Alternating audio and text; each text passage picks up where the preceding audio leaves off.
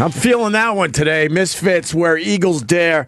Sending that out to Ray down there in Philly, one of my really good friends. He texted me earlier and said, hey, man, can you play the Misfits? I'm like, fuck yeah, I can play the Misfits. Yeah. What's going on, Chris Distefano? Good, man. I'm all right. Still depressed. You're still depressed? Still depressed, but I tried to not eat any bread. Right. And then downstairs, I just had a fucking macaroon. What is wrong with you? I was doing so good. I would never search out a macaroon. Well, the new coffee shop down here, remember we went there? Yeah. I just wanted to get a coffee, which I got. And then the lady was like, you can get 2 macaroons for $1. And I was like, fuck. I'm not going to lie to you. If they're offering 2 macaroons for $1, how do you say no? Oh, my God, man. And did you give me, did you bring one up for me, or did you eat both of them? She put them right in my mouth. Son of a bitch. I am so fired up right now. I can't even tell you. I could tell, man. First of all, it's day 2 of the bad back. Oh, so it hasn't gotten better? No, I did about an hour and a half of stretching, and I did that stupid whatever McKenzie extension? the McKenzie extensions, and I realized I've been doing McKenzie extensions for years to try to keep this back healthy. I was at the gym, steam, sauna, stretching. Nothing. Balls under my back. You get the balls under my back, right? Oh, yeah. They'll make it into a homo thing out there in Radioland, but 100%. You put actual fucking spiky balls under your back and then stretch that way. I tried everything, and I got my back maybe 10% better. Maybe after an hour and a half to 2 hours. Well, 10%. Think about. I mean, look. To be honest, if it just happened yesterday, I would suggest if I was still a therapist and you came in, I would say that you probably won't start feeling better till Sunday. Well, don't say that. I got to get better immediately. I got 2 small kids. I know. I've been completely out of the game at home. I can't do anything. I can't help out at all. And last night, I couldn't even get into a comfortable position to sleep. Shit. That's how bad it is. How'd you sleep? Shitty! What do you mean, how did I sleep? And then I'm like, all right, it's time for radio, and I love doing this. And just sitting in this fucking chair, I know it's going to lock up again, and the 10% that I gained, I'm going to lose. Did you get I know icy that hot? already. Did you listen to me? I got the icy hot. I got the ice, and then I'm taking baths that is turning my skin into like lobster red. Yeah. Right? Epsom salt? After 24 hours, no more ice, right? You shouldn't. Well, yeah, I wouldn't. You can go to a little heat now. I'm going heat. Go heat. I'm going heat. Moist heat, not dry heat. Moist heat. Moist heat. Moist heat. Well, that's what I did with my bath before I got in here, and then I have the fine luxury of having Club Soda Kenny pick me up for the show, and I live no more than 2 miles from where we're broadcasting.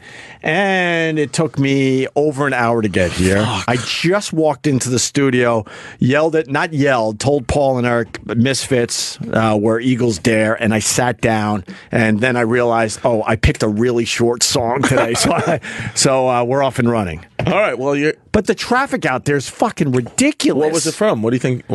Construction? Well, the one way we go is so bad that I said, Kenny, let's try another way. So we decided to go down 5th Avenue for the locals. Boy, was that a stupid idea.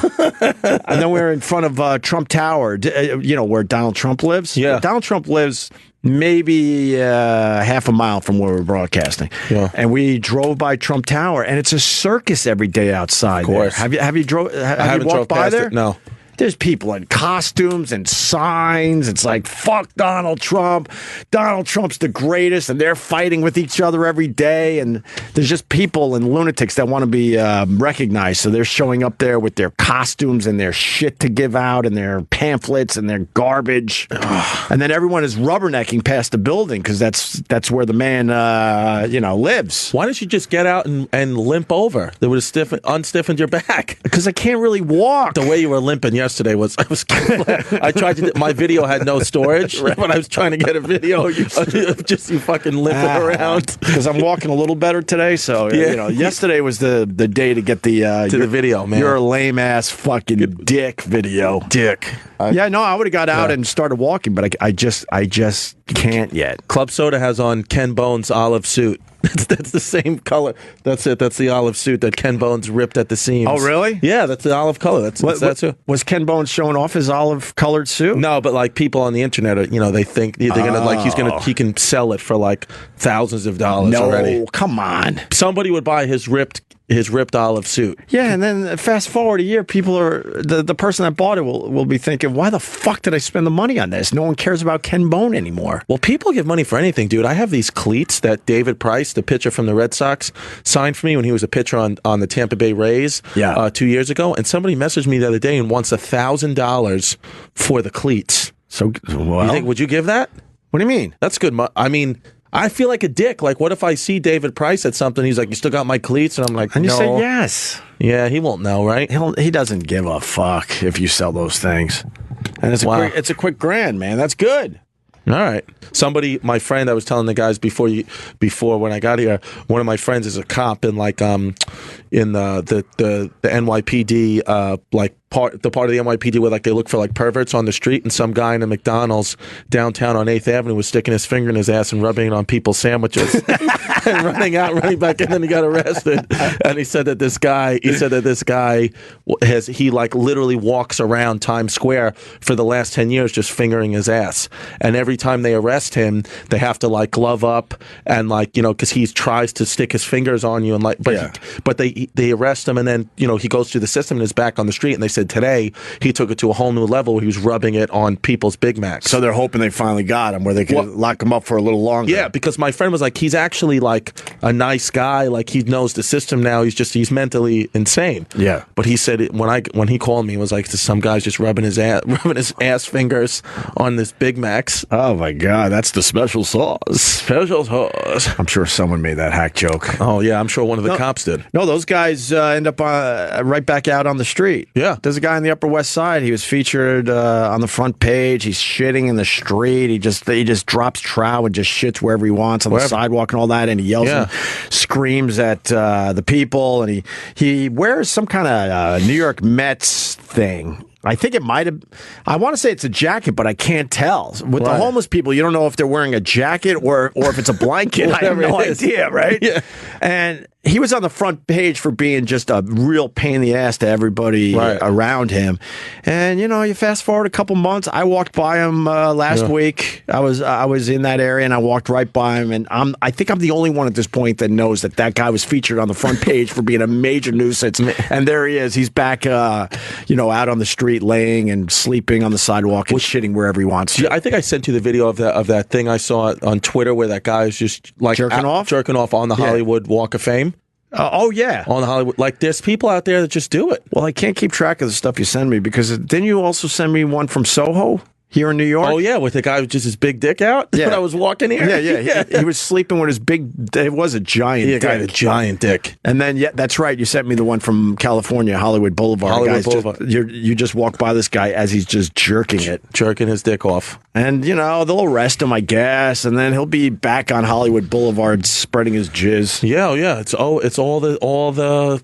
Well, that's what these guys do. I mean, from what my friend was telling me, is like these guys, they're in jail for overnight, and they're right back out. They get a psych evaluation. Mm-hmm. Even if they put them in a psych ward, it's very temporary, and they're right out doing the same thing. And jail to someone like that it's a night off. It's like a quick vacation. Yeah, it's great. They get they get to sleep in a jail cell. It's a little warmer and a little nicer than what they're used to. And you get meals. So how are they being punished? They're not. All right. I'm settling down finally. I no joke. I got here like 15 minutes ago. You were ready to go. But then again, I feel bad for Paul and Eric and Lewis, the guys helping with the radio show. I have nowhere to fucking sit when I get here. Yeah, we have a very cramped office that used to be just my solo office. Me and Aunt both had offices when we first started like 12 years ago here, and then slowly but surely we gave the offices to everybody else because we just didn't have room for our staff. And then I was able to hang out in the studio before the show, and now Ron Bennington's on right before me.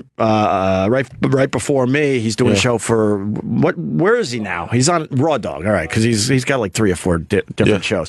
So he's actually using the studio right until we use it. So there's like a whole NASCAR thing that happens. It's like his guys are running out of here, my guys are running in, so I can't hang out in the studio. So when I do show up here at SiriusXM, I just walk the halls like a fucking fool. Just just walking around. Yeah, I don't have a place to sit and put my stuff. How do you fix that? You got to have somewhere. Oh God, I don't know. I actually wrote one of the guys that was all about answering me back when they were trying to re-sign me, and right. I wrote him today to tell him the situation, and I did tell him that Don's on it, but I feel like you need to know too, because this is a real problem. He doesn't even write me back. Wow. Because I'm signed, sealed, and delivered. He doesn't. I'm not going to fucking hear from him anymore. That's wonderful. So, yeah, I don't want to just wander the halls. I look like an idiot. Well, there's got to be some space for you. You fucking I can't have your own channel.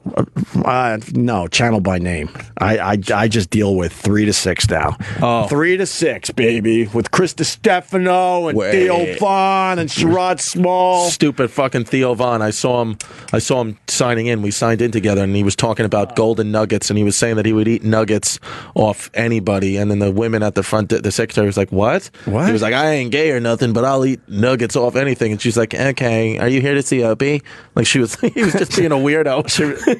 She was disgusted by that. Yeah, Theo was. What the fuck? Yeah, where is he? We're gonna get Theo. He's wearing his stupid sweatpants again in a little bit, and also my old pal Lewis Black is coming in here. Big today. Lewis Black fan. Big Lewis Black, and who else? It's kind of exciting because today at 3:30, my new pals, the record company, that band. Yeah.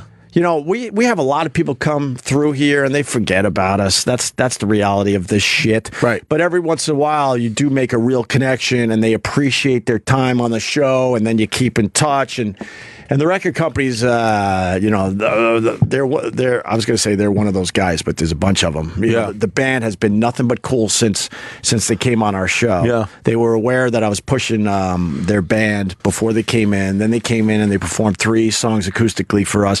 And then I thought that would be the end of it. A few tweets going back and forth like, "Hey, man, that was really cool. Why don't you come see our show one day?" And I'm like, "Yeah, cool. That'd be great." And then all of a sudden they contacted us and they said, "You know what? You guys were so nice to us and really pushed our record so much that we want to release our latest song, Rita Mae Young, on your YouTube channel." It's fucking great. And I'm like, "What? That's fucking cool." So at 3:30, even though it's up there now, but it's still under private, all we have to do is put it, click public, and then everyone gets to see it. So I think that's awesome. That is awesome. Well, I mean, I'm like really flattered because most people are just dicks in this business. When I was here when they first came in, and they were awesome. And the guy's name is Chris Voss. Right. Rich Voss, his illegitimate son from Wisconsin.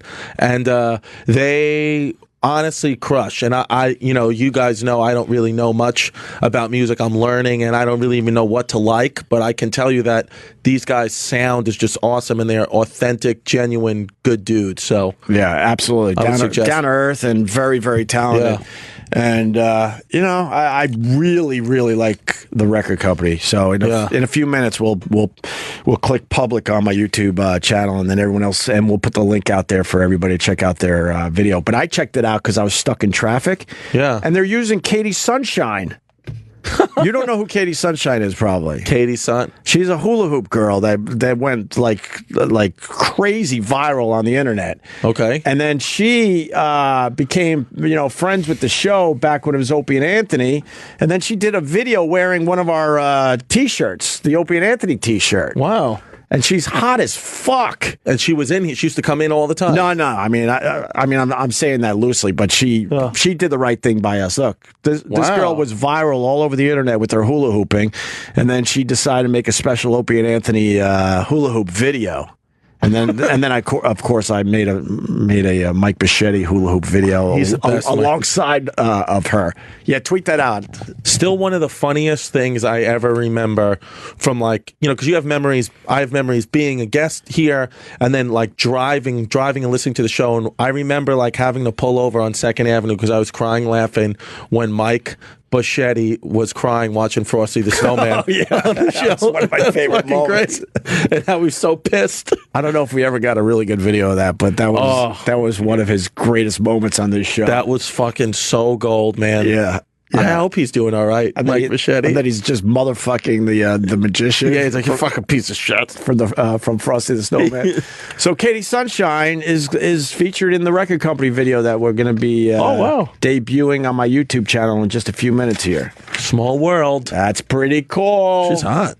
Huh? Yeah, she's really she's really hot, and she's got a whole bunch of viral videos out there with her hula hooping. I'm fucking jumpy right now. I got a double espresso shot in the iced coffee downstairs. Yeah? Because I tried to overcome, because I was bad.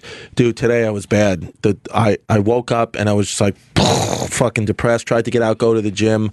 Couldn't make it. Got into the car today, and I was just like, I was one of those things. You ever like just stare off into space and, you know, the light's green, you don't even fucking realize. You're looking at the light and it's green, but it's like not connecting. It can't go through the depression for me to even tell my foot to hit the gas, and I was just getting honked at.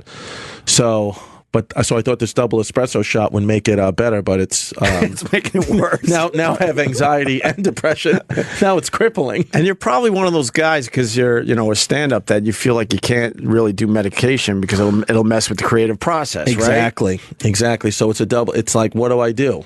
I just got to. Everyone's like, just try to fight it. How am I going to fight? What am I? You want me to punch myself in the head? Yeah, you could do like a Jim Carrey thing and fight yourself. Apparently, he's giving everybody STDs now. They said Jim Carrey. Well, I mean, allegedly, think it's kind of bullshit. Allegedly, he's one of my favorite comics. I can't believe it. I love Jim Carrey. He's the best. Has he ever been on the show? No, he has not. He's the fucking best. What are you depressed about? It's very general. I don't know what it is, man. It's very, very general. Can't pin it. You know, my mother would go through the same shit. Just depressed, floored, crippling depression, you know. And by the way, I appreciate the people who tweeted me yesterday and today saying that they listened to the show and I'm depressed and, you know, am I all right? I'm doing fine. It's not like, you know, it's serious, but it's not that serious. You know what I mean? Like, I appreciate you guys tweeting me, you know, and giving me tips on what to do. But, you know, it's got to have something to do with eating. What do you mean? Like because I try. Like last night, I ate so great all day. I actually felt good. The depression was coming out. Right. And then it's 2:00 in the morning, and I ate a Nutella and banana sandwich, you know, and drank and I drank a grape Snapple. And then I wake up this morning and I feel like fucking garbage, you know? Yeah. So I don't know, man. But I'll be all right. I just sent you a text. I didn't get it yet. I just sent you a text. I didn't get it yet because I realized that I didn't check in with you yesterday. So I just texted, "You feeling okay, buddy? You feeling okay? I'm worried about you." Oh shit!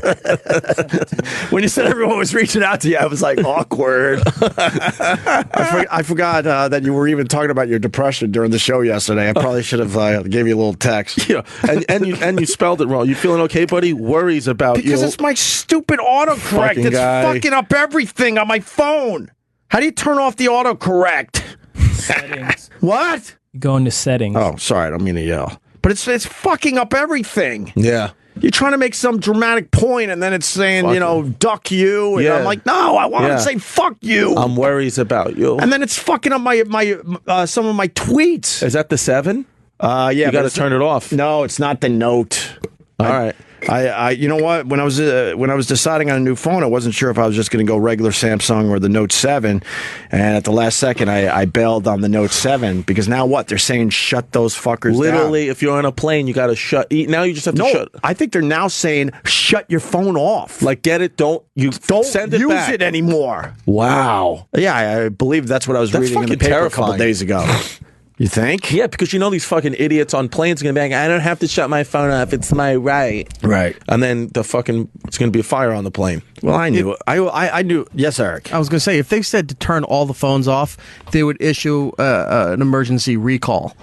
They would say, we have to take every phone back. I think it's just for when you're traveling. No, I think, aren't they at the point where it is an emergency recall? Yeah, I would look up the article because I do believe I saw something like everyone just stop using the phone. You know, they try to do what they can because they don't want to lose all that money.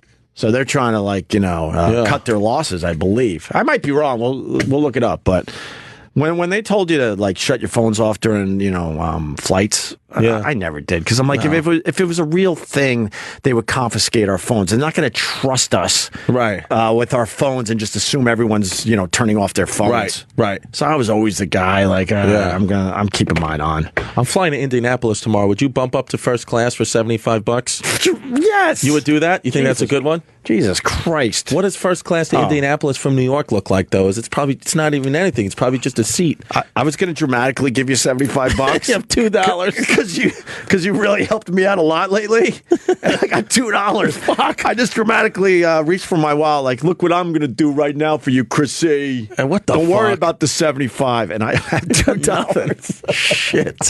Fuck. I just can't win.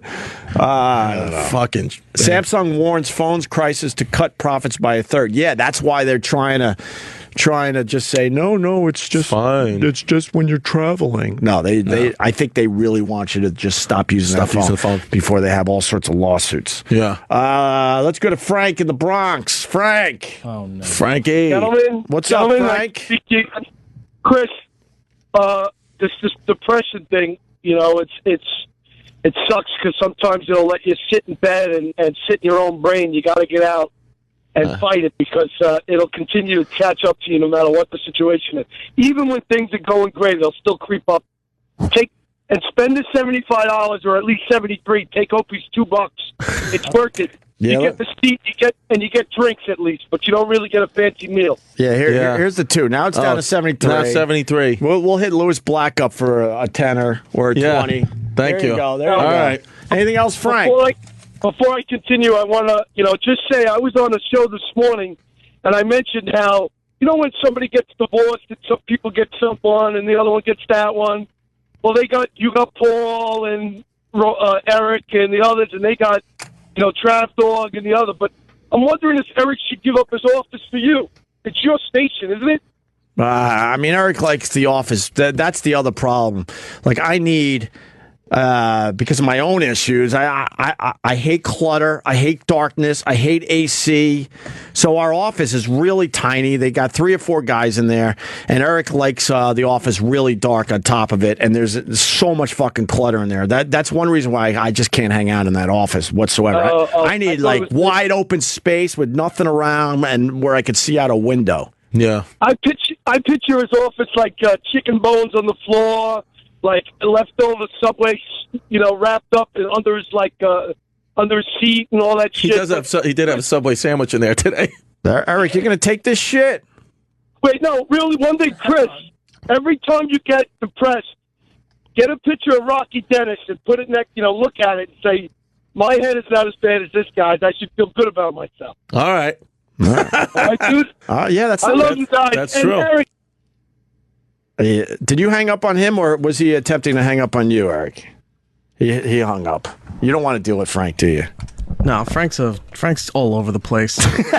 Why is he all over the place? He calls every show in New York. Fans have now been sending me audio of him calling. Oh, really? Carlton, Mad Dog, talk shows. Oh, I thought he was special to our show. Nope, he called the morning show and said how congratulations that they won by having the superior staff during the split, so he can go fuck himself. What a fucking Frank. Oh, my God. Oh, man. All right. Some people do that, I man. know everything he does. Frank's a people pleaser. I like my staff. I don't know Lewis that well, but we're slowly getting to know Lewis him. is a good kid. I like Lewis. I like Paul. I like Eric. We're good here. Lewis is a good guy. We should get Lewis Black in here. Also, you want to just make that video public there, Paul? I have it scheduled for 3:30. Oh, it's scheduled for 3:30. Do the right thing, even if you don't even care about the record company or music in general. Just click on the video because they did right by us big time. They didn't have to do this. So They're great. We'll send out the link in a little bit, and you can check out the video for Rita Mae Young from the record company in a couple minutes. What's up, Lewis Black? Hey. What's up? Same shit? It's always the same. Never fucking changes. Lewis was supposed to come in tomorrow. Okay. But Lewis is saying, no, I was never scheduled for tomorrow because I'm flying tomorrow. Oh, where are you flying? Because I was going to get some special people around you tomorrow, Lewis. I try to mold these shows and try to get like people that work together well. Not that Chris won't work well with you, but I was excited to have you tomorrow. Jim Brewer was thinking about coming in tomorrow. So tell him to come and tell him I'll be here. He'll probably come anyway. But then you're saying you were never scheduled for tomorrow because you're flying out. No, I never would have been scheduled for tomorrow. And I knew that because I had another thing before this. Yeah. What was it? That's a very special thing that I have done. A top secret thing? Oh, yeah. No, I had acupuncture. Oh, really? Did you have a bad back? I have a bad neck. I have everything's rotting. You're at that stage in your life. At that stage. No, it's just it was like you go, okay, we'll do the massages. You get those ones, they don't work. So eventually, and because I fly so fucking much. Would you pay $75 to upgrade to first class flight New York to Indianapolis? If it's a real first class, yeah. I don't think New York to Indianapolis is real first class. How many hours is it? 2. See, anything 2 and below, but if it's $75. I don't depending. It depends on whether you have the 75 to piss away. I'm playing Morty's comedy joint, so I'm not making any real money. All right, then. I probably should just sit and fucking coach. Lewis, I was going to pay for his first class, and then I went to my wallet looking like a big shot, and then I realized I have no money today, so I gave him $2. $2. I was just going to hand over the 75 and go, enjoy yourself, Chrissy. I know. Have that nice warm cookie in first class. Yeah, and relax. You won't see a cookie. They can't even cook it in time. American Airlines. Do you have a herniated disc in your neck? No. I got herniated discs in my lower back. Well, that's what you get for exercising. Well, that's a big mistake. Really? Fuck yeah. Acupuncture would help with that, by the way. Yeah, it would. I've done the acupuncture. Have you? Yeah, I don't know. I don't know what to think of it. Does it help you? It worked on me. It works on you. Well, what it did was, it's because I fly and, your neck and you fall asleep and da-da-da-da and it's all that crap. So, right. I finally said, okay, I'll try it because my friends knew there's someone we know of, and by the 9th person going, this changed my life. Well, it didn't change my life, but it's really alleviated a lot of the discomfort. Oh, okay. Do you have one of those massage pillows that you could wrap around your neck? Now I do. I don't lie around on one of those. I wouldn't put it on my neck. No, right on the plane you got. Oh yeah, no. Now I bought one. Oh, now you're all set. Now I'm set. But I needed it because it was. You're sleeping on 1,500 different beds. The whole thing is madness. I pulled my back really bad yesterday, really bad, where my wife had to put on my socks and shoes. No. Yes. We have an age difference to begin with, and now she's putting on my socks and shoes. That's not a good look. Good. It's good that she's practicing. That's not a good look. Because I'm doing everything I can to... Tell her it starts there, and soon she'll be wiping you. Oh, that's great. She's probably listening now, but I didn't have the heart to tell her. I couldn't wipe the ass today. Wow. No. That's how much it fucking hurt. No. But did you do it? Did you get through it? I had to dig it out in the shower. No. Ooh. I couldn't reach back. Wow. That's how bad this fucking back pull is. Well, maybe time for a bidet. That's true. I don't like those bidets. Well, no, it keeps I know you don't like wet. them. I'm just, of course. Well, you were in the shower. Yeah, but then this way you shoot it right up there. It keeps everything moist and wet. You're not cleaning up properly after a bidet. You still would have to reach it, but you still wouldn't be able to do it. You still have to come in. So I didn't have the heart to tell her that I couldn't wipe my own ass today. And trust me, she's not ever wiping my own ass. Fuck no. No.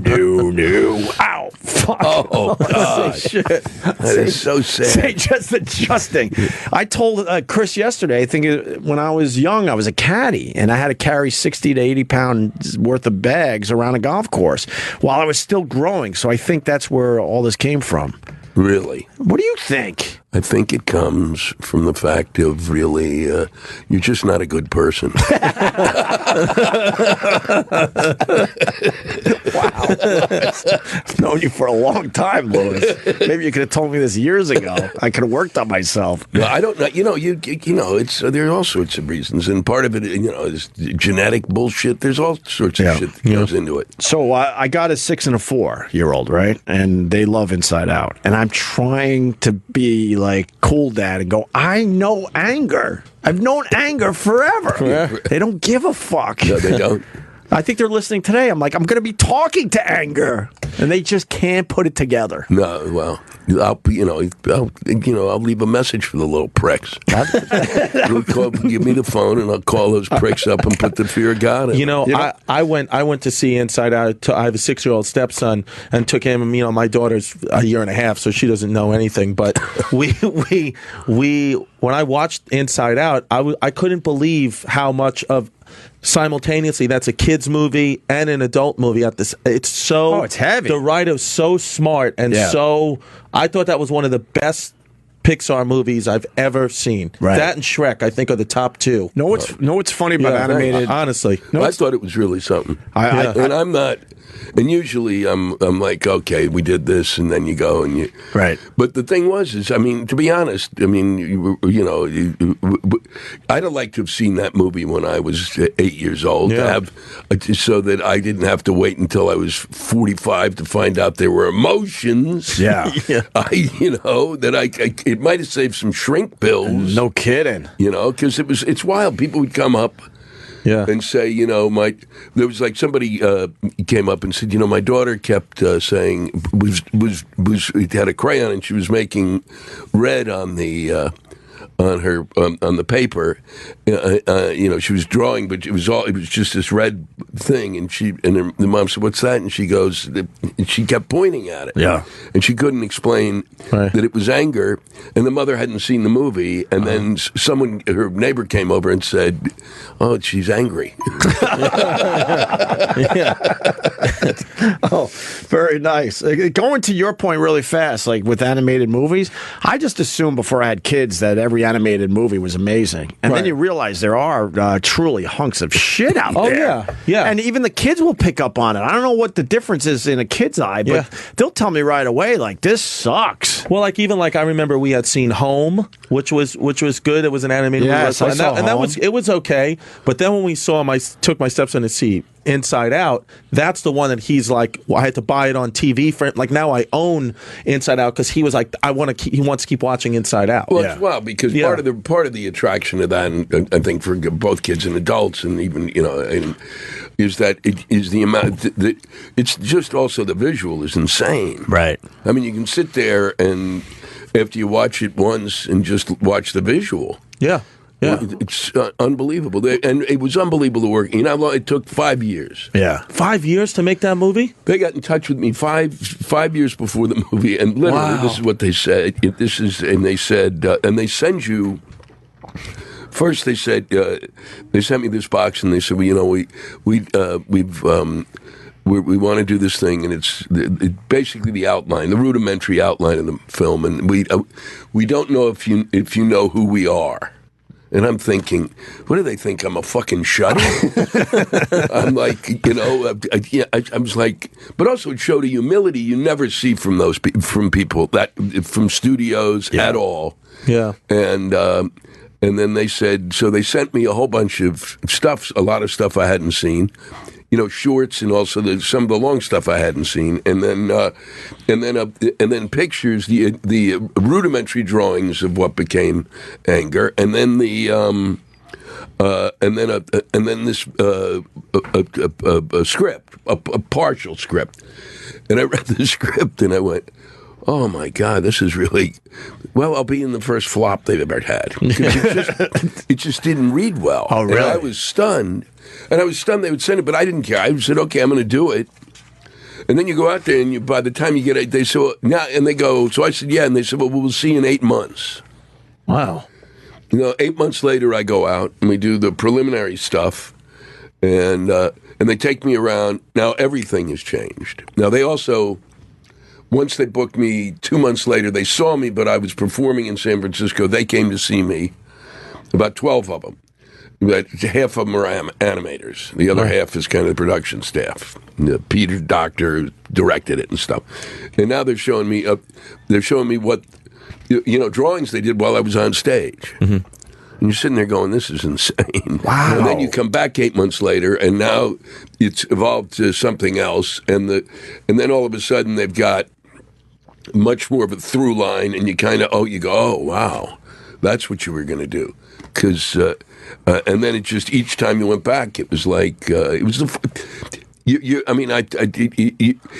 rarely do you see the creative process you get this, like if you're on TV, if you do a TV thing or a film thing or whatever, you just have the chunk. Yeah. You're not watching, you don't get a whole sense of the flow of it. But this really, you really had an insight into their creative process. That's from pretty beginning cool. to end. And they're the nicest people on earth. And it took 5 years. 5 years. Yeah. And then plus, like 3.5 or 3, I guess. I really don't know precisely when, but they're down the road on it. Yeah. And Peter Doctor is going to a meeting with Lasseter, who is the hoo-ha at Disney, who's originally came out of Pixar, now runs Disney Animation, and is kind of their titular boss. And he says, and he's going, I got to go see Lasseter. And he says, because we got to, we're in the wrong direction.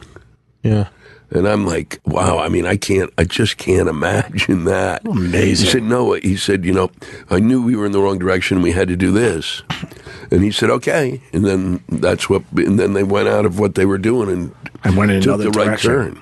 I can't believe it still takes 5 years to put an animation together. You would think with the computers and everything else, it would be a little faster. Except, you got to realize, when you're looking at it, it's not just the computer. They're shading the room, so the light in the room that I'm in.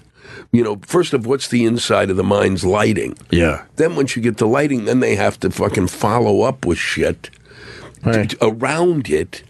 So it's a combo platter of stuff that's going on. The detail. Wow. Their level of detail is And in that crazy. 5 years, are you just coming and going? Because they're obviously working on this every single day, like 12, 16 hours a day for 5 straight years. Yeah. And you just all of a sudden will get that call like, well, we need you again. we roll in. And then you roll in and see where they're And at. I was never in the room with another actor. Really? That's what I was going to ask. So you did everything on your own. You never were with the other cast because you have so much dialogue with the other. Well, they bring me down. Those people. Bill Hader. Those pieces of Bill shit. Hader, that prick. No, they were really. We just never were in the room because you don't. It's weird. You didn't. That's the other thing that they do. If you, what I really think is extraordinary. If you watch. When you're watching that thing, is the way these people react to each other. Yeah. And the choices that they're making make what I'm saying work as well as if Bill Hader was sitting next to me and we'd done it together. Yeah. And then actually, what it allows them to do is choose really what they want me to do. Yeah. Because if Bill and I and Phyllis and the others were in the room together, it would, we'd be bouncing stuff around, and change, and basically kind of, trying all sorts of things. It was kind of like, and then they'd have, this. It was kind of like they hear it already so well that this is what we want. Yeah. And I don't know how well. I don't know if they could have, if us working in the room would work better. Right. I mean, it'd certainly be more fun. But obviously, someone's reading the lines of Bill Hader, or so you got something to play off. It's amazing. I remember you were in here talking about this the Inside Out, and what drives me nuts because I've known Louis for so long. He gets this huge gig, and you've had many huge gigs, obviously, but you're in a Pixar movie, and I'm like, man, the toy money must be be sweet. And it turns out these guys don't really get a taste. What? No, they don't get a taste of the merch. No. And you're the one Really? that brought this character to life. Yeah. That's fucked up. And that's why my son is like, I want Anger over the rest of them because he liked your character the best. And so you obviously... my character sold well in stores. Yeah. And you don't get any of that? They gotta give. Wow. You should be able to That's get messed up. a taste, even if it's like, even if it's I don't know, 1%, even like a 0.5% would be something. sweet. Just a little pocket money for Lewis Black. The thing is that the thing that's disturbing is not so much if it didn't have the voice. That's what drives me a little crazy. Right. Oh, they put the voice in the toys. I'm in. We don't have one of those I just toys signed yet. something that I went and I was looking at it and going, you push this thing, I talk. Yeah. This little fucker talks. Right. I mean, I got him around my house. It's disturbing. And there's nothing, and even when you signed on to do the movie, that you probably already signed on. You go, this is what they say, okay? Yeah. This is what my voiceover agent said. My voiceover agent, who at that point in time had made about 12 cents off me. Yeah. And he goes, Pixar wants you, I'm in. Yeah. Yeah. It was it. You don't even wait for the end of the sentence. Sure, because it's so big. Yeah. Because you don't want them to move on to the next guy. I literally didn't know what my contract was. I've never seen my contract. You just did it. I just did it. Did it to do it. Yeah. Then you don't get. I mean, they didn't have to. They gave us bonuses. Okay. So That's that good. was good. So that was nice of them. Yeah. Yeah. And then the other way you make money off of it, which is nothing to. I mean, that's look. Yeah. In the end, it's kind of like it's stupid money. Yeah. Of course. I mean, I would feel better. I mean, to be honest, I'd feel better if they said, okay, after X, X amount of merchandise, we're going to send money to get children's libraries, education, something with the fucking money, rather than to build another gold lame toilet at Disney. So, but something nice. Yeah. Do something nice with it. Of course. One would expect, but it's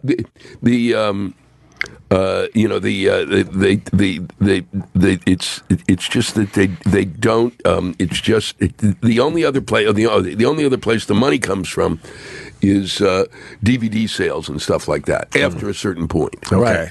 And so I did. So Yeah, I'm sure this movie sold very well. DVDs and all that. They got to be doing a second one. I said if they don't do it quickly, I may not be around. So can we get on it? Yeah, because if I would assume they haven't started unless maybe there's a small group of people that have started and no one else knows about it yet. Here's one of the problems they set up in the film is that as the kid grows older, all the voices in your head take on the same sexuality. Right. So maybe the difficulty is which would be great as far as I'm concerned as a thing is that my character in that next episode would have to transition. That would be hilarious. So we're not getting the scoop here today. So far, no Inside Out 2. No, say no. I mean, it's like, I have been in, that's the second one. Accepted is probably one of the few movies that had Jonah Hill. The movie was great. Justin Long, Blake Lively, and me, but those three. There's somebody else. All three of them. Literally, that was the start of their careers. Yeah. Yeah. That blew them into movie stardom. Right. And that just kind of blew me. Yeah. I got blown.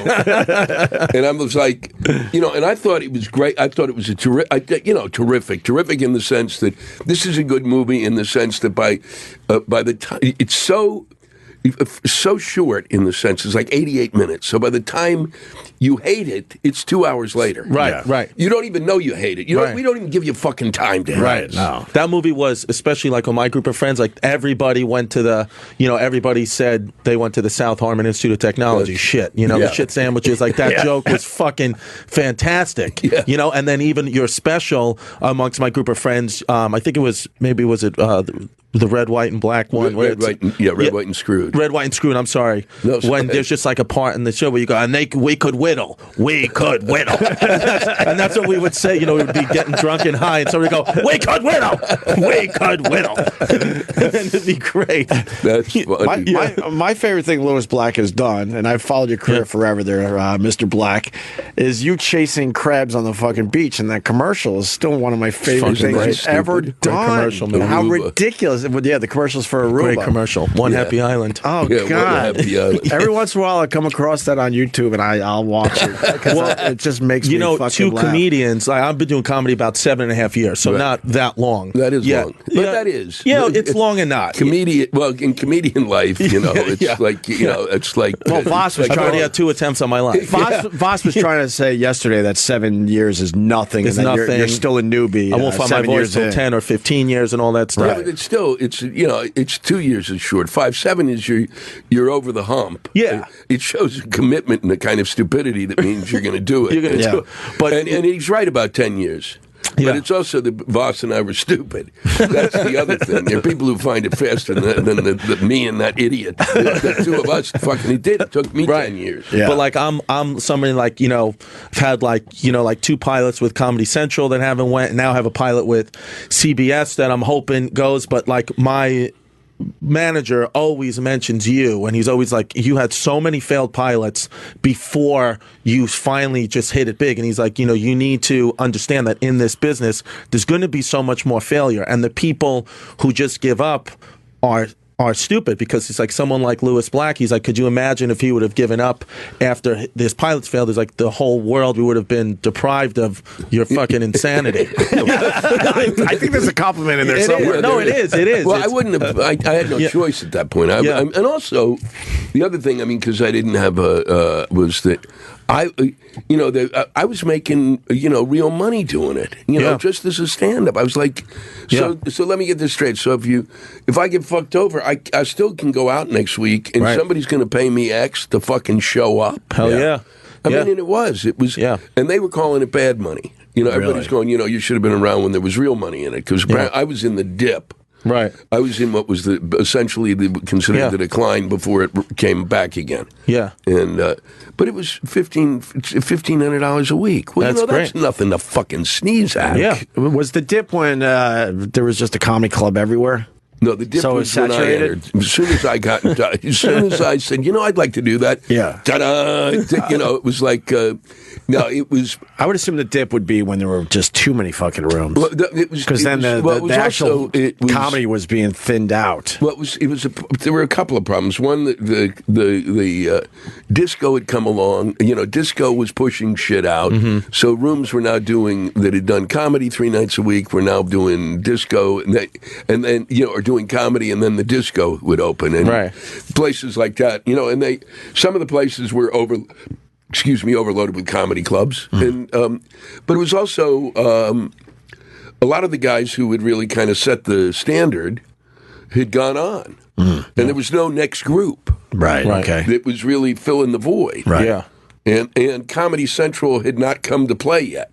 Right. In terms of, because even early on when I was doing the stuff with the Towel before it, when I was doing like the Daily Show and stuff, and they would show stuff on Comedy Central, I'd say, why don't you idiots? Why don't you, when I'm on the screen or somebody like Attell or the other comics that literally became the next wave? Yeah. Why don't you put in a corner, we'll be appearing at, Stinkies in Bermuda, or, whatever. Help you guys out a little bit. Yeah. That would have been nice. I mean, really, just it makes sense for you to do that in order to advertise. Yeah.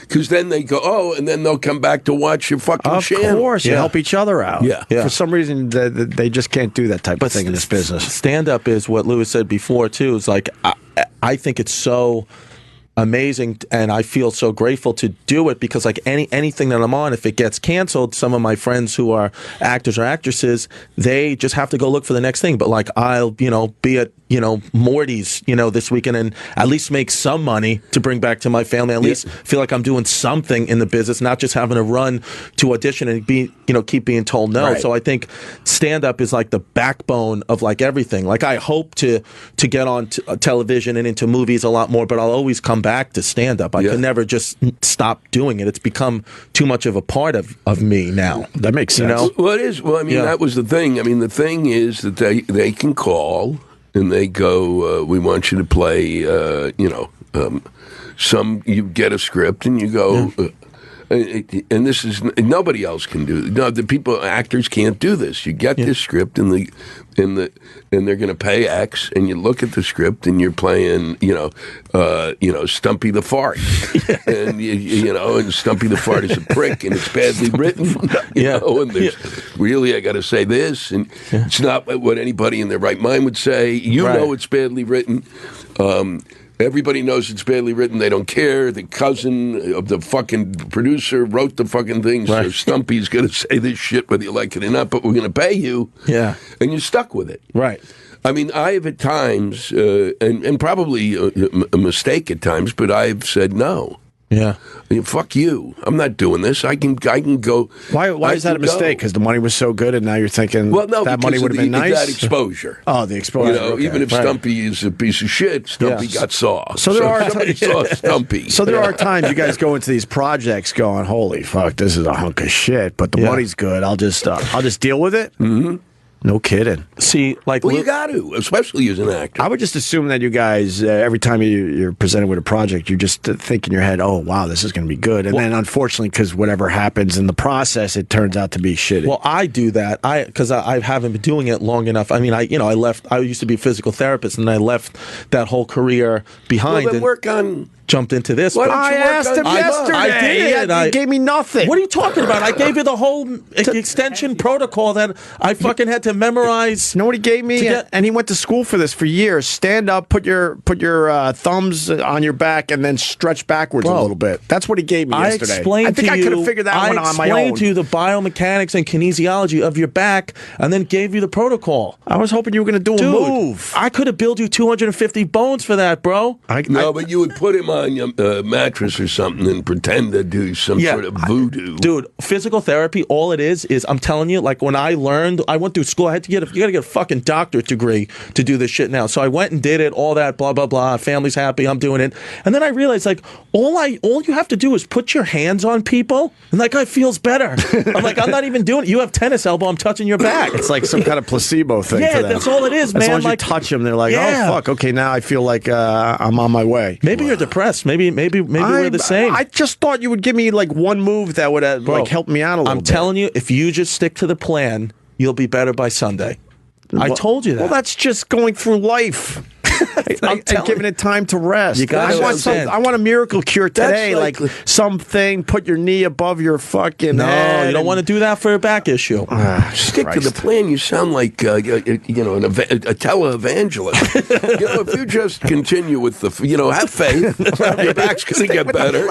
It'll get better by Sunday. You'll be able to go to church again. As long as you're still breathing, I would assume my back's going to be better by Sunday if I do nothing. All you have to do is smile. If I do nothing, I will bet a lot lot of money, my back will feel a lot better by Sunday. All right, fine. I want it to feel better by tomorrow. It's not going to happen, man. Louis, just hurt him. I don't think your iced coffee's big enough, by the way. That's not yours. Theo Von's. Yeah. Oh, okay. I was worried about you. I'm like, why do you need that much iced coffee? I don't know. I just needed a warm coffee. And your boy Trump's doing well. Yeah, he is. He's doing real well. It's unbelievable what he's done is, and this is really, it's just recently, but they've started to my audiences generally get it. You show up to see me, you kind of have, even if you don't agree with me. There's a lot of people who show up and don't agree with me, but think I'm funny. Yeah, they'll enjoy it though. Well, who basically realize I'm a character. Yeah. This isn't fucking real, you fucking morons.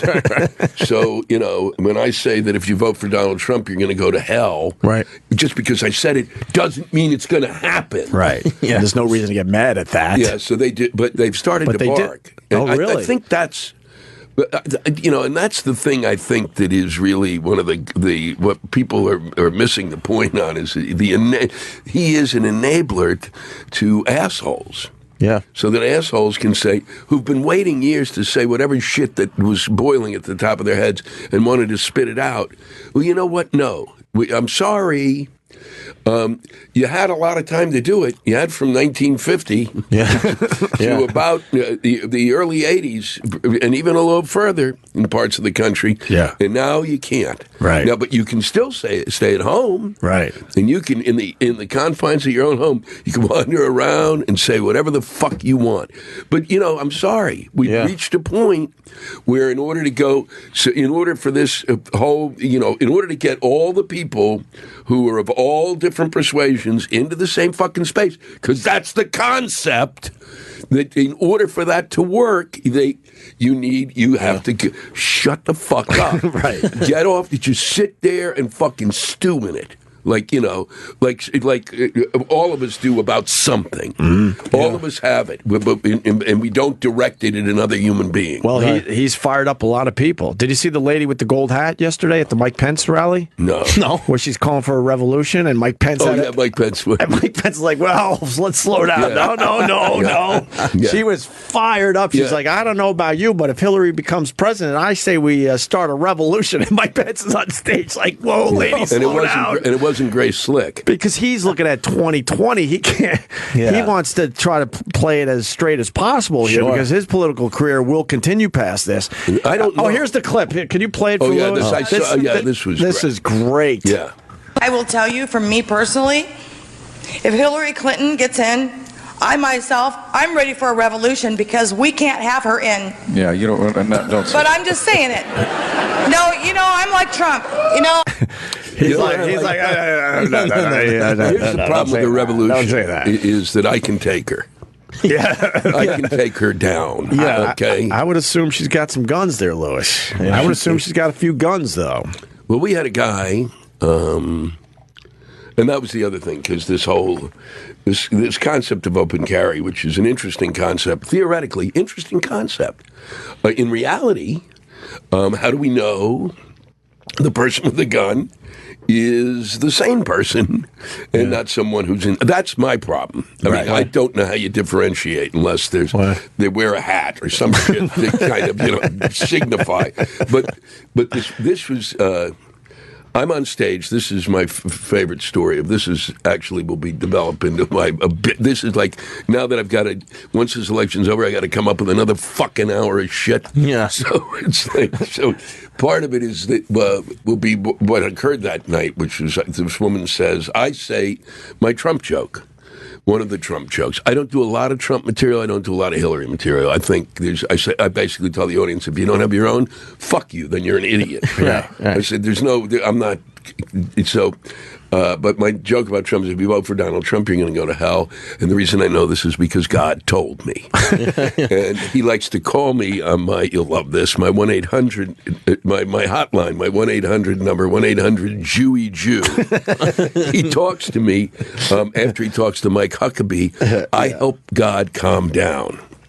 And then this woman in the front row, in the very front row, in Ann Arbor, Michigan, one of probably the 10 most liberal cities in the United States by far, to the point where I had already yelled about that their liberal shit makes me sick, and went through the reasons where the liberals had become what they hated. Yeah, exactly. So I thought I'm kind of free and clear with the other side. I've kind of done the job, and I'm on your side on this. And she goes, after I finish, she goes, you should be ashamed of yourself. And I was stuck. And it was so close to the stage. Usually it's further back. And I went, what?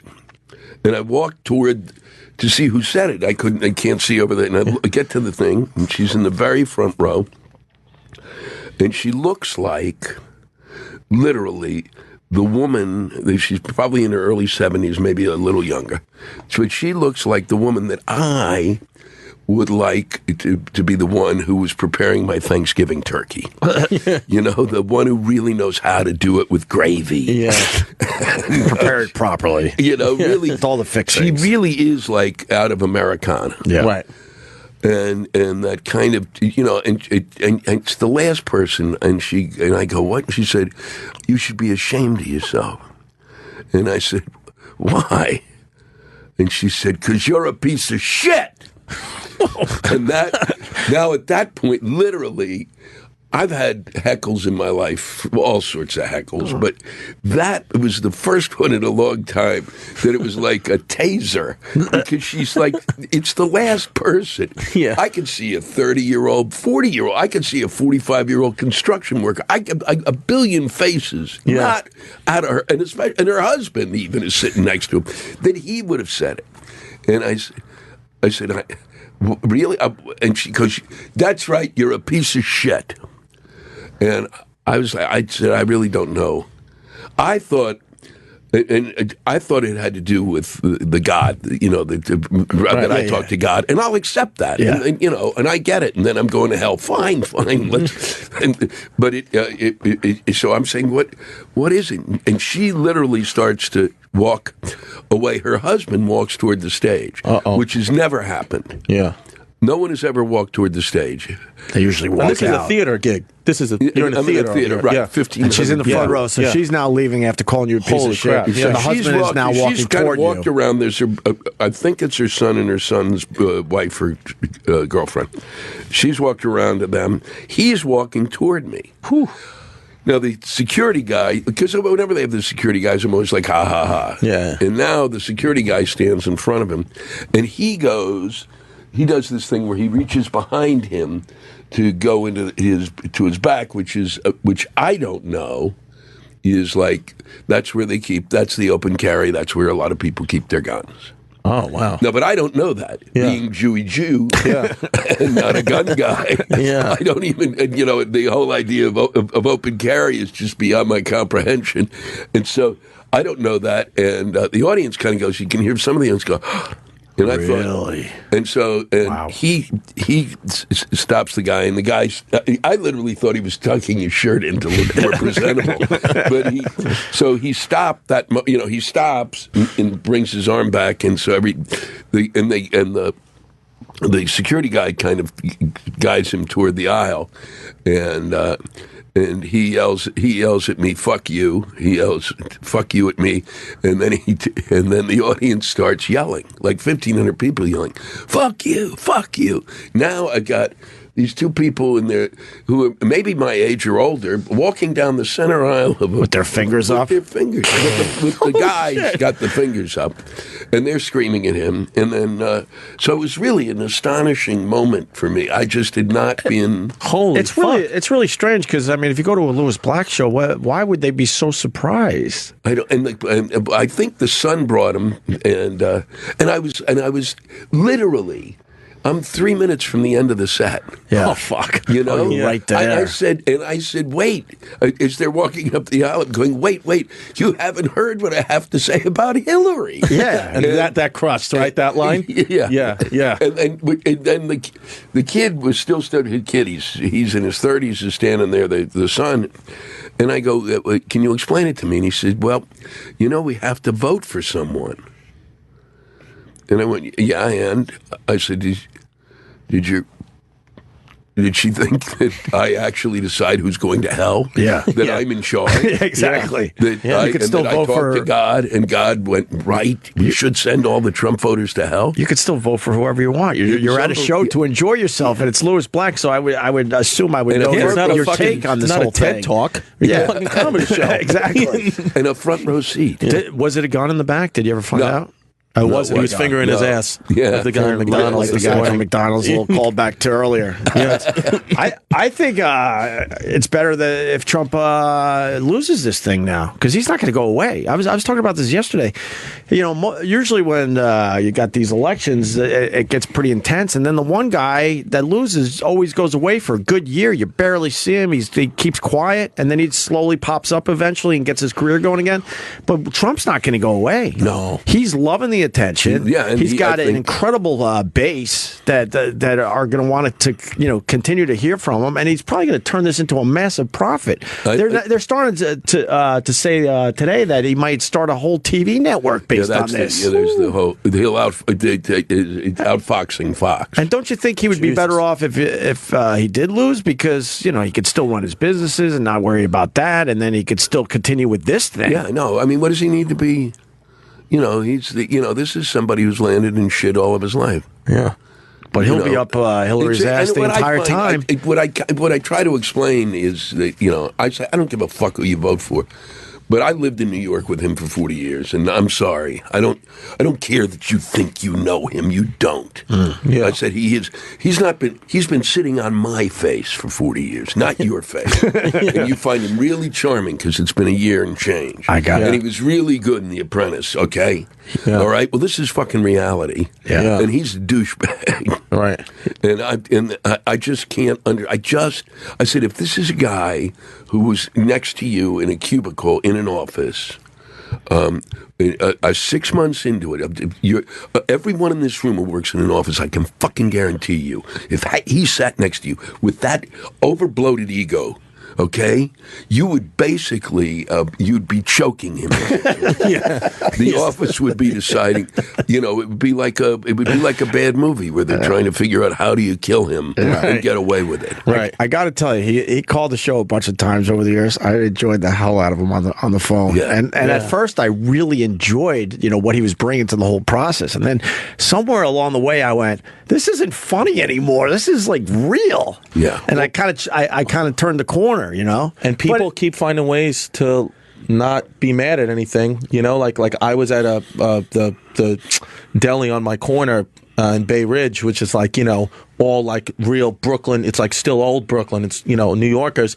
And there was this couple talking, older people, and they were talking about, the grabbing the pussy stuff. And I was listening to them a little bit. And the woman said, she was like, "I don't know what the big deal is. Men talk like that." She was like, "He's honest." She was like, "And I bet you Hillary released that video to try to sabotage him." She was like, "I think she's a bitch for doing that." So it's like, you hear that he's grabbing pussies, and that's like, president shouldn't be talking like that. And you're blaming it on Hillary, and you're saying that your husband talks like that, so I'm going to vote for him because he sounds like my husband. Well, it's like your husband's a fucking idiot, probably. Well, she obviously had something to do with the release of that. Well, I'm sure she did, but and they planned it perfectly when it was too late for the GOP to figure out what they could do about nothing it. can knock him out. That's but what I'm saying. They say that, but it's Farenthold, the guy who wrote that one, was also the guy who released the other. Who was also the one who nailed him 2 weeks ago for his taxes. Right. Yeah. He's the only one. I think it's bullshit about Hillary because You don't think she had anything to do with it? Here's the reason it's upsetting to me is because I think if they can prove it, it wouldn't surprise me. However, I would like to believe that there was an actual journalist out there who actually did his shit. Right. Yeah. Because he really, he's been the only one who's kind of tracked this stuff, and they're not doing it on her either. I mean, it's ludicrous. Part of the reason this is madness is because we really don't have journalists. Yeah. We're in a and people are looking at this thing this much. Well, we can all be journalists now with social media. Yeah, it's not like a profession anymore. One send, and you can go viral with your So that was what I regret about. Fair enough, but I got to tell you, just to bring everything to the story here, Billy Bush was bragging at the Rio Olympics about this videotape, and so the story also goes that people heard him bragging about, I got this tape of Donald Trump saying some crazy ass shit, and then supposedly people, started searching out the tape. Yeah. So that could have been as simple as that as well. Do you like Hillary in this whole thing? I think that it's not. Her time passed. Yeah. I think Hillary's problem is, they have thrown. I think Hillary's problem is she's kind of the where Trump is the representative of those people who feel disenfranchised. She's the reason they feel disenfranchised. Yes, right. So we have that's why we have a tsunami. That's why she can't deliver the knockout punch. No. With all the stuff that Trump has given her to work off, she still can't deliver the knockout punch. And she really, Do you think she'll win, or do you think Trump has a chance still? I can't say because whenever I say is always wrong. You don't want to jinx it. I don't want to jinx So you're it. not- It's like, if it was a bet, if I was in Vegas and there were two football teams playing and I bet on that team, you bet on the other team. So you're not excited at either choice. No, I'm not. Because I'm not either. Because I think, it's like, I don't think this ends. Mm-hmm. She wins. Now we're in a different type of shitstorm. Right. Yeah, but Trump is going to be a pain in her ass, Right, though. exactly. So maybe in some weird way that'll help everything. I don't know. He wins. We're in a shitstorm. The only thing I thought really long ago, before she became this pariah. Yeah. When she ran against, she doesn't, and plus, everyone I know who has known her says you never see her. She's never been comfortable up on stage. That's the deal. It's like being a comic who never gets. We're always fun here at a table. Yeah. Initially, it's like, how come I can't bring what I'm doing here up on the stage? Right. Yeah. And that's her in that sense. But I think that she really she lost that shot then, and I thought then she would have been. Because of going through all of that shit and it being so new in terms of the amount of punches she had taken and been in the Senate, that she might have been able to push the Senate around a little. Yeah. I felt better than... She certainly looked way more presidential 8 years ago. Yeah. She looked way more sure of herself. Yeah, it really is. And also, they didn't have 8 more years to throw shit at her. Right, right. And for her to also put shit on herself. He puts... he puts turds in a punch bowl and she throws it in her own body. It's like bizarre. I liked Joe Biden, and then on the other side, I liked John Kasich. Those were the two guys I was sort of. There's definitely problems. Well, first there, off, he cut the hair that came out from his head like Opie, like the what was his name? Alfalfa. Alfalfa. Yeah. Right. Yeah. That fucking thing. It's like just cut it. Somebody tell him. Just give up on that thing. But here's this legitimate. What happened? The reason I never bought into Kasich was 2 reasons. One, I'm in Columbus, Ohio, capital of Ohio. Yeah. And so he's around all the time. And I know a guy there who's his bar that I go to for lunch when I'm working there. He's an old Democrat. But the Democrats and the Republicans will meet there. So he always thought there was something. He said Kasich's got his own problems here. I said, what do you mean? He said, he fucked up this and he did that, and And I said, but because he made that because also, but you're hoping he governed a state that has all the problems we have. It'd be nice, Right. Well, it turns out. So I go on stage in front of 1,500 people who are not just Democrats, especially in Columbus, and I say. So what do you think, John Kasich? And there's one they go, fuck him! so that was I'd like a fucking storm at my face. I go, okay, all right. Get slapped with a fuck you. I started to say, I kind of think you're John Kasich, and you could hear the rumbling. Yes. And he also, and this really enraged me because it's one of the few things I won't stand for. I keep this shit out of my act. All of the kind of like, do you agree with this, agree with that? I keep it out of my act entirely, but he just tried to defund Planned Parenthood. Yes, and you can't do that. What I was going to. Unless you have something to put in its place. That's what I was going to bring up. That's the one problem I certainly. It was. I mean, that was one of the first things he tried to do. Yeah. And as I say, if it weren't for Planned Parenthood, the the 16 women that I slept with, if they didn't have access to that contraception, there'd be 16 of me running around the yelling country. and screaming with their finger up in the air. Yep, and I'd have them all working the malls as anger. I respect him because he never endorsed Trump. He stuck to his guns. Like a lot of these guys, when they, Ted Cruz fucking hates Donald Trump, and then he was pressured into finally endorsing him. That's why we all have problems with our system. It's like, stick to what you believe. Yeah. You do not like Donald Trump, but what, did they take you in a back room and scare the shit out of you, and then all next thing you know, you're endorsing the guy? He went after your wife. He went after your father. He went after, I think, his kids at one point. I don't know. And now you're doing the right thing and endorsing the guy. I think the Kasich. I fucking hate that. But Kasich never did. He just kept quiet. He had a certain amount of dignity about the whole thing. I respect that. I did too. I respect that. Is this part the of it. scariest election that you guys feel like you've ever been a part of in your whole life? Not even close to. I can't even think of another one that was this crazy. Right? Wow. Not even close. Not even close. Really? I mean, I don't like either choice. I was around. I was old enough to understand the Goldwater Johnson when Goldwater ran, and that was crazy. But what made that crazy? Because that's before my time for real. I've read up on it here and there over the years. But he was really pretty nuts too. He was pretty right wingy nuts. Yeah. But even with that, the Republican Party backed him. Yeah, and he still had like a chunk of he could be a. If he didn't have this kind of if he didn't seem to be itchy with a trigger finger and a couple of other things, that it would work out. That he knew at least the basics of the office. Yeah, right. I mean, it's all we can ask for. Yeah. So it was only scary in the sense of what seemed to be threatened if he won. Mm-hmm. But he got crushed. At the time. Yeah. And he went away. Yeah. Right? Trump's not going away. That's what's going to make this not going away. So fascinating. And that's the problem Hillary had. She never went away. If she had, I wonder if she had not been the senator from New York. Right. And not been the Secretary of State and just left. Right. And did sort of stuff, and then came back. Then ran that initiative with Bill, and then came back. People go, "Oh, wow, we forgot about her." Yeah. I think Trump is seeing past this election now. He's like, "Oh, I got this. I understand what this is all going to be, become now." Yeah. And I think he's totally okay with that. That's why I think he's just shit talking everyone now. Yeah. With, like they said, the shackles are off. Oh my God, it's 4:20. We got to take a break. All right. Eric is like, "Yeah, you do. Are you sticking around, Lewis, or you want out?" I got to leave at 5. All right, so stick around for a little longer. Yeah. We'll talk about some other things.